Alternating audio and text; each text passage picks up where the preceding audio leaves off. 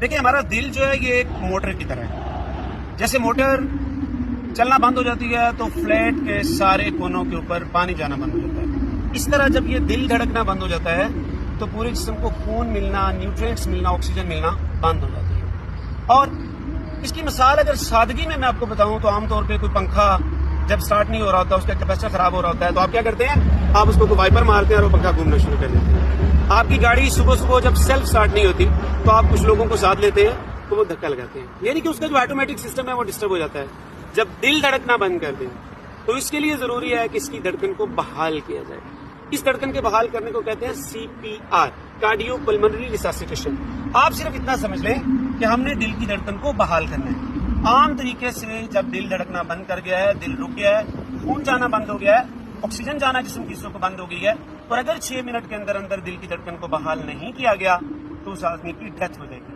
اگر آپ کے سامنے گر جائے، سانس لینا بند کر دے، اس کا دل دھڑکنا بند ہو جائے، تو ہم نے اس کی دل کی دھڑکن کو بحال کیسے کرنا ہے؟ یہ آپ کا جو ہیل آف دا ہینڈ ہے، اس کو پنجابی میں ہم لوگ گبی کہتے ہیں، یہ آپ نے چیسٹ کے درمیان میں رکھنی ہے، مڈ آف دا چیسٹ.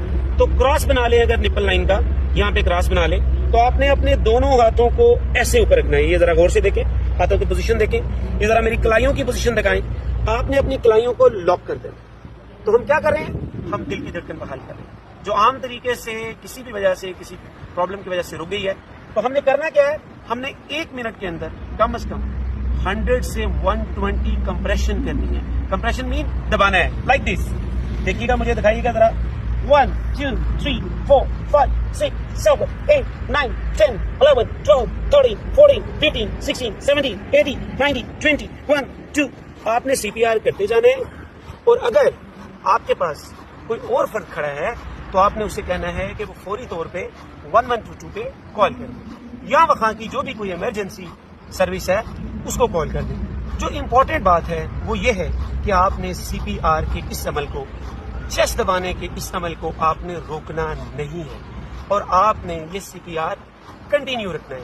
اور اس کا جو ریٹ ہے، اس کا جو دبانے کا انٹرول ہے، وقفہ ہے، وہ کتنا ہونا چاہیے؟ 1 منٹ کے اندر 100 سے 120. اس کے علاوہ آپ دیکھیں میرے ہاتھ باقاعدہ کمپریس ہوتے ہیں، پھر اوپر آتے ہیں، کمپریس ہوتے ہیں، پھر اوپر آتے ہیں. آپ نے کمپریس کرنا ہے، پھر اوپر آنا ہے. اور یہ کتنا کمپریس کرنا ہے؟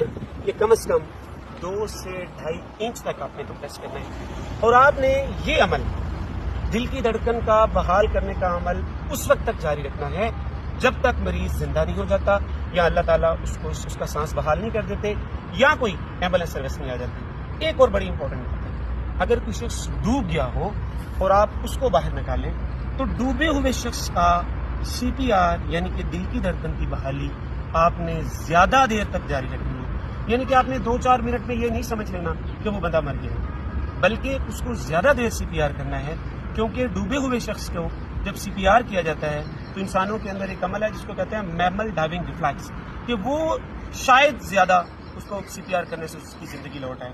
دیکھیے ایک بات یاد رکھیں، ہو سکتا ہے اللہ آپ کو کسی کی زندگی بچانے کے لیے چنے، تو جب آپ چنے جائیں تو آپ نے اپنے حصے کا کام ضرور کرنا ہے. زندگی موت اللہ کے ہاتھ میں ہے، لیکن آپ ایک کوشش تو کر سکتے ہیں. اور وہ کیا کہتے ہیں؟ قرآن کی خوبصورت آیت ہے کہ جس نے ایک شخص کی جان بچائی گویا اس نے پوری انسانیت کی جان بچائی. بہت شکریہ.